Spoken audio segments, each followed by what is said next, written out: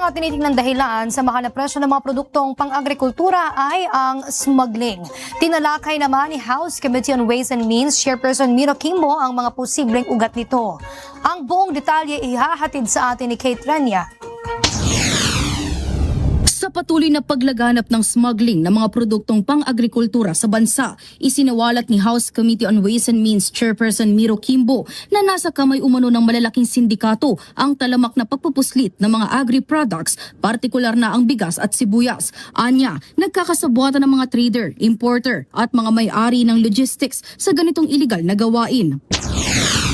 So ang nangyayari po ay ang onion producer, nandun yung trader, sabi, bibilin ko na lang ng 20 pesos. Sabi, lugi kami. Hahanap na lang kami ng ibang buyers. Sabi, oh sige, wala naman sa choice. Kailangan niyang i-refrigerate kasi magugulo. Cold storage nun. Pagpunta niya sa cold storage, either sa Bulacan, karamihan, puno na. Wala na silang.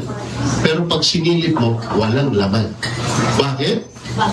Pinili na ang lahat ng pwesto doon o yung may-ari nun ay kasabwat ng trader. Dahil sa ganitong sistema, patuloy umanong nakakapasok sa merkado ang mga iligal na produkto na nakakaapekto sa kita ng mga magsasaka at presyo para sa mga consumer. Ibinahagi rin ng mambabatas na may mga pending case na sa Philippine Competition Commission kaugnay ng mga gawaing kartel. Dagdag pa niya, may mandato na magpasya at magpatupad ng aksyon ang PCC laban sa sangkot sa smuggling at inaasahan na rin na maglalabas ng desisyon ang ahensya lalo na sa kaso ng pagpupuslit ng sibuyas. The PCC is a quasi-judicial body. Okay. It has the power to impose penalties. Up to as much as 25 million, 100 million. Kaya po nila yan kapag meron silang nakita ng mga nagsasabwatan in restraint of trade, monopolistic activities, o yung pagsusuppress ng competition, meron sila, very, very empowered po sila dyan. Binigyang diin din ni Chairperson Kimbo na malaki ang pakinabang na makukuha ng mamamayan at mga magsasaka kapag tuluyang natigil ang mga kartel mula sibuyas hanggang bigas. Kaugnay nito, iginiit din niya ang pangangailangan ng cold storage facilities lalo na sa mga critical areas. Kailangan talaga natin ng cold storage facilities.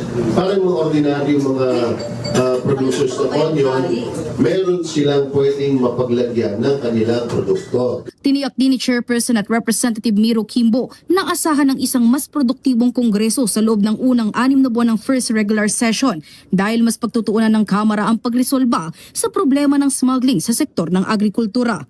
Para sa totoong balita sa Bagong Pilipinas, Kate Rania, Congress News.